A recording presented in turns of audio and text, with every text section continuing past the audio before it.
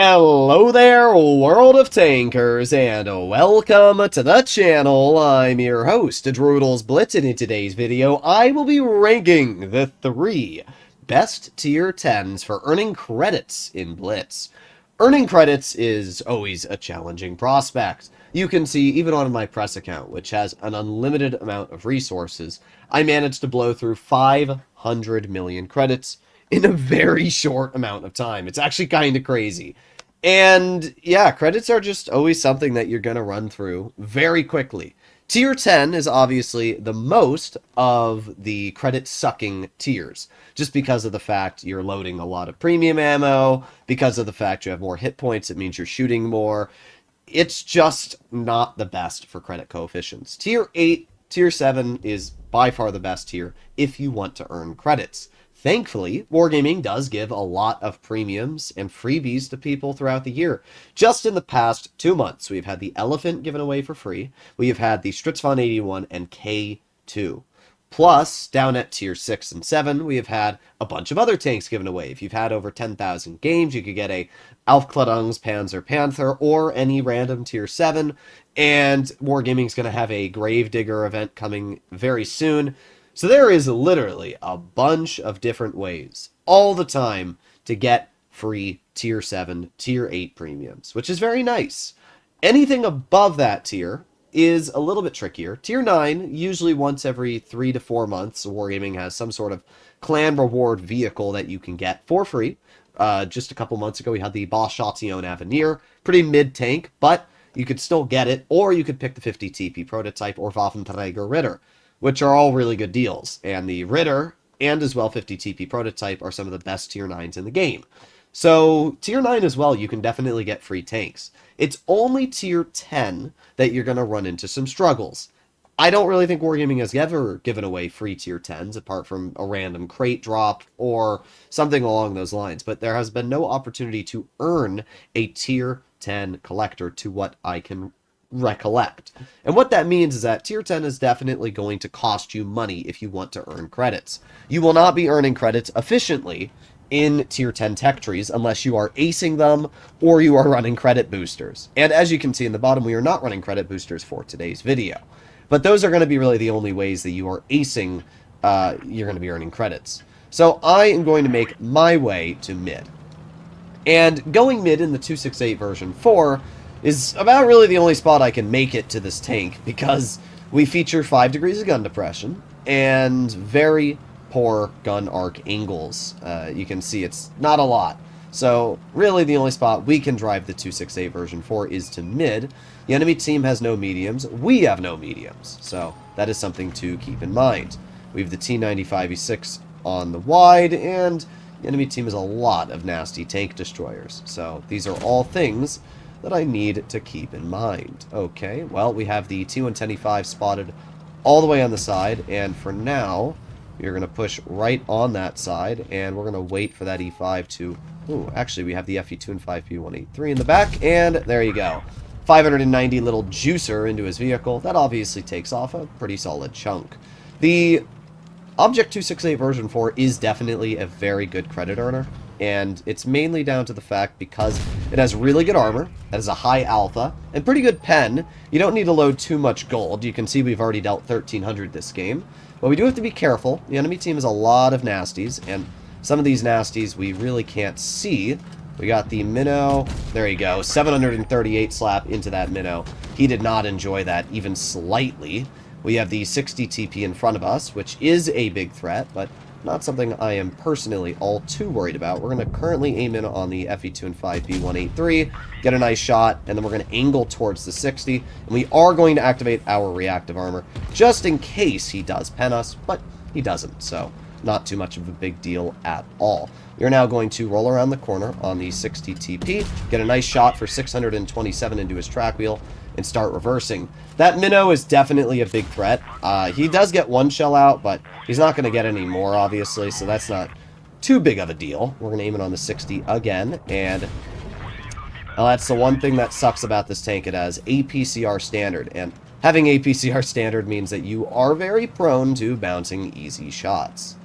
Okay, well, the minnow is not really looking at me right now, and that's good, because I don't want to deal with the minnow while also dealing with a 60 TP.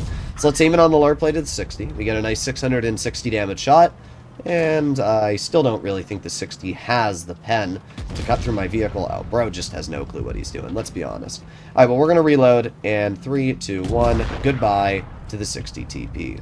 The 183 is still alive, and that is obviously a big threat of Rooney. I don't want to position myself in a way that the FE2 and 5V 183 is going to have a free shell on my tank.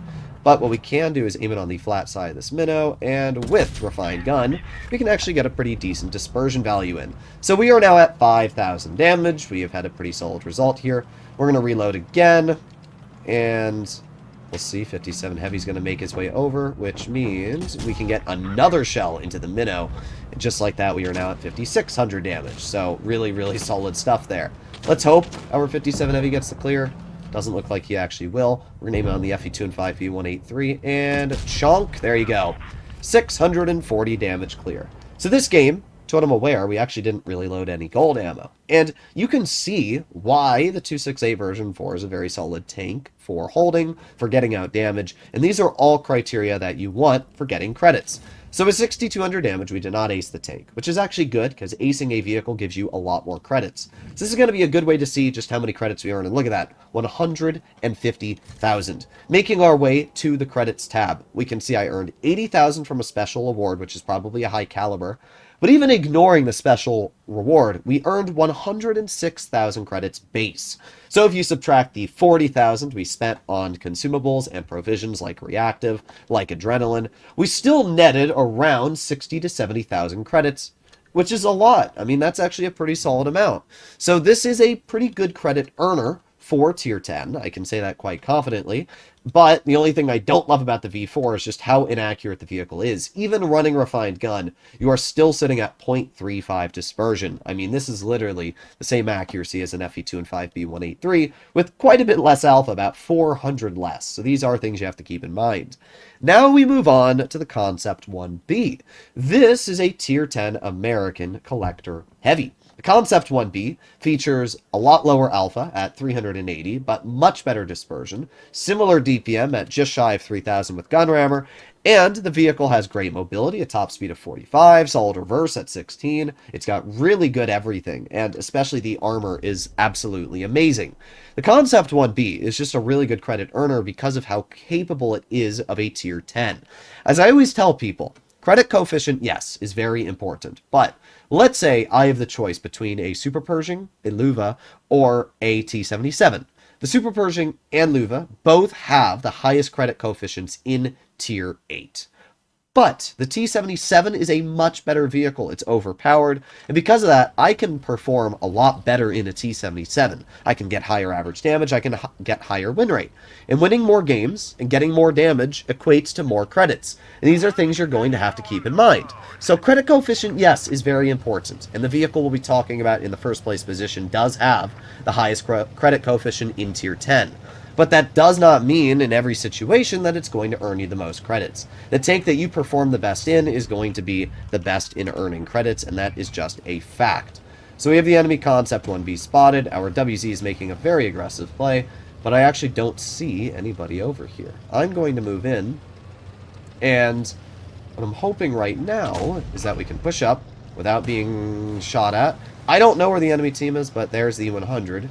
So we're going to drive up, we're going to use our gun depression, and get a nice shot for 342 into the enemy E100, which is already pretty good. We know that the enemy team, there it is, the 183, sitting in the one spot that we would not have been able to do anything about. Well, classic 183 gameplay. I absolutely hate everything about that tank. It just ruins fun. But, oh well, there's nothing I can do to counter the 183 there, so we just have to wait, I guess. I mean, the fact that it's able to sit there is just so rat. Alright, well, there's the 183. He's poking, and we get a nice shell into him for 360. Pretty good stuff. This time he was spotted, and that's obviously because of the fact the 183 does not feature good camo values. So, we're going to wait here, and for now, I'm just hoping that the 183 ends up poking again, which he's very close to doing. Come on. There you go. That was very important. I did bleed a lot of health, but personally, I think it was worth it, just to get the clear on that enemy tank. We have the Leopard 1 who's making a very interesting play, not going to lie. And we also have the E100. This Leopard, I really don't know what his plan is. But the problem isn't the E100. Oh, it's everything else. They have tanks behind us. I mean, this is going to be a loss. That's a guarantee. The Leopard is making an incredibly aggressive play, and I don't know how much I agree with that play being made. We get a nice shell into the E100, but we have the Sheridan on our rear now. And, I mean, literally, we've dealt 1,200 damage and the game's over. What was I supposed to do in this result, though? I mean, as I've mentioned so many times in the past, a single 183 is able to control the entire battle from start to finish in a game. And it's really cringe, but there's literally nothing you can do about it sometimes. My shell doesn't go where I want it to, into the enemy Sheridan, which really sucks. It's just a great example of how much control a vehicle like a 183 has over your game. So we got one shell out, which is better than nothing. We have the 50B who's going to jump on us, so let's get one more shell. There you go, 396. Pretty good. And, well, I mean, let's just see if we earned credits, because that's really all that matters. I don't think we shot really any gold apart from one into the E100. And apart from that, every other shot was standard. We did the best we could in the situation we had. I mean, really, we did as much as we could there. Nothing I would have done would have changed the course of that battle. Look at that. We still earned credits. I know 6,000 credits is not a lot, but it does not take away from the fact that we still earned credits. In situations like this, where you are in a losing game, where you are only able to get out whatever that amount of damage is because your team sucks so bad, I mean, really, what would I have been able to do in that game? I poked. Unfortunately, the 183 did not get spotted from where we poked and managed to take a good third of my health off right in the beginning of the game. And not only that, but the rest of our team just YOLO'd. We had a Leopard pushing the E100 for some reason. The VK90 YOLO'd outside on. Just everything that went wrong was obviously awful from the start.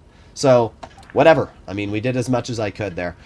Let's do another game, and we'll see if we can get a better team this time. But that's the most important thing you always have to remember, is that you're not losing credits. If you play a game in Tier 10 and you are losing credits, it's most likely because either you didn't do a lot of damage in that battle, or because you had to load premium ammo, or you used your consumables. In that game, we did load some premium ammo, but we made sure to pen our shots, and we did use our consumables, but even with all of that being used, said and done, we were still able to have a positive credit outcome. And it's a good example of how you can still earn credits in these types of situations. So we do have a 113 supporting me, which is obviously really, really important, because if we didn't, the chance of us winning this game would be much, much less. We get some good shots out so far. 113 is aiming it on the side of the Hori, and, well, I don't really have the shot yet, but I'm hoping that... Ooh, he was very close to giving us that shot. Very, very close. Well, you have the 60 TP. We get a nice shell into his tank for 403. And this is where we do activate our adrenaline, because it's going to give me the ability to pump out more shells into the 60. Nice 450 damage shell into him there. He's getting bled out quite a bit, and now we're going to poke him on the side. We're going to get another shell out, 387. This is where the concept feels really strong, really capable, because we're using that high level of DPM. We're using the accuracy and everything this tank has, and we are absolutely bleeding out the enemy. So we have the 60, easy shell right into his hatch, clearing his tank, and just like that, already the enemy team is just getting annihilated. We have the K91 on the flank. We get a nice 350 shot. It's a low roll, but it's still a pen, and that's really all that matters. K91's going to be looking off to the side at everything that's pushing him. We're going to get a 409 damage shell, and obviously at this point, bro's dead. So there's only 3 tanks left on the enemy team. We have a Ho-Ryu's all the way in the back. He's dead. And then they have an Object 907 and a T110 E4. I would expect the 907 and E4 to probably be... Oh, well, the E4 is right here. I did not actually expect the E4 to be sitting in this position, because that's kind of a goofy spot, but we get a nice 475 roll, and that does place us over 3,000 damage. So this was actually a pretty okay game to have in this vehicle. 907's going to run. We track him, which is actually pretty good, but the Foch is on my side, and it's stopping me from being able to move, which is a little annoying. We're going to aim in a high explosive on the rear of the 907. Pretty good stuff, 540 damage shell. He's obviously just going to keep running, and we're just going to keep trying to cut him off. I mean, that's really all that I'm able to do. Yeah, we're not going to get any more damage out, but we did fine. With the HE into the rear of the 907, plus the 3100 we already had, that's easily 3600. We didn't really load any gold this game, and we had a pretty solid result. So let's take a look at what we got for credits. 3,700 dealt, second class. We're probably looking at around 90, 80,000. Yeah, 87,000, 54,000 netted. And that is with 0 special awards or bonuses to our credits. You can see in efficiency, we only got 10,000 extra credits from special rewards. So we netted basically 50, 40,000 credits, and we didn't lose any in our defeat. So those two things combined shows that you will earn credits victory or loss in the concept. We finish off with the Super Conqueror, which has the highest credit coefficient in the game at 140-ish%. It's the highest in tier 10. That's what I can say. And not only does the Super Conqueror have a really high credit coefficient, but it's also just a really solid tank. It has nice DPM, it has good hull down capabilities, it's got solid accuracy. There's really no complaints I have about this tank. The only thing that you have to worry about with the Super Conqueror is high explosive shells. For some reason, Wargaming made this tank incredibly weak against high explosive shells in the turret, and even if they don't pen you, they roll upwards of 200 to 300 damage from the average 120mm, which is really stupid. Thankfully, most people aren't smart enough to load HE, but I guarantee we'll hit at least 1 or 2 HE shells on our turret this game, especially because we are on a very hull-down map. We're going to see how we can do for credits in this battle. Up against us, we have an E100, 777, 60 TPs. That's 3 really strong heavies. And we'll see what we can do.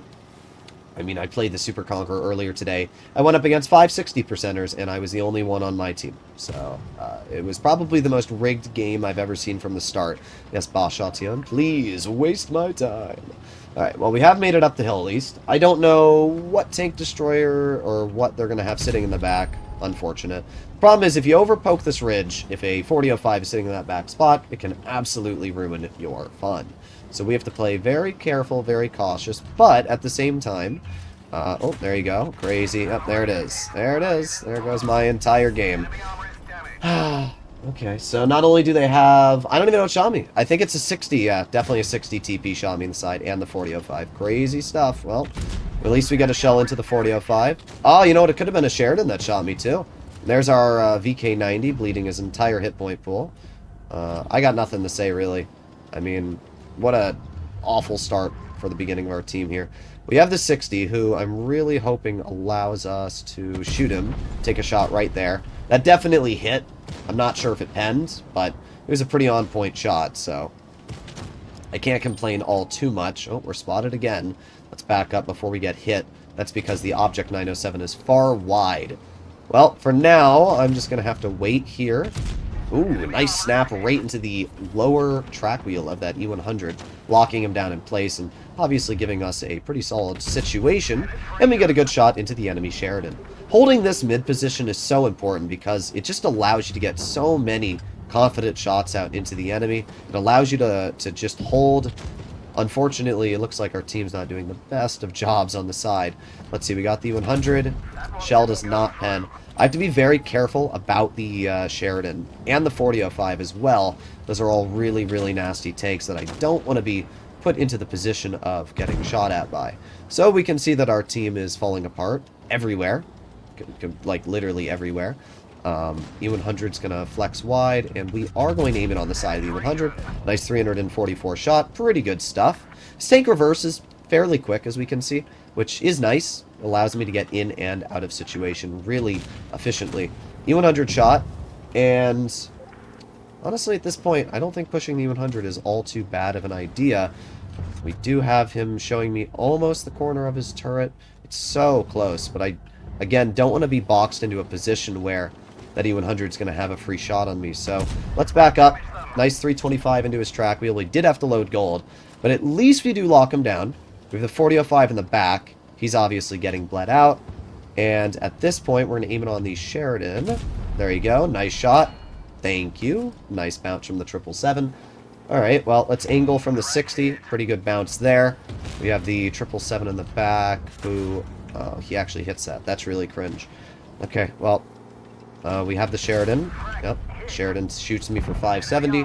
And what we're going to do is we're going to drive down here. We're going to activate our Hess shell, and we're not able to high explosive pen him, but a 340 damage shot into his tank, bringing him down to a one shot is really important. And if our Bastion is smart, he's going to clear that player, which he does. Very good stuff. So at this point, we have 500 health left, which is enough to take a shot from the 777. And we're doing pretty good. I mean, we have held, we have done our job, we've bled out the enemy. This is what you want to do in a vehicle like the Super Conqueror. And it shows just how flexible this tank can be in really any situation you get stuck in.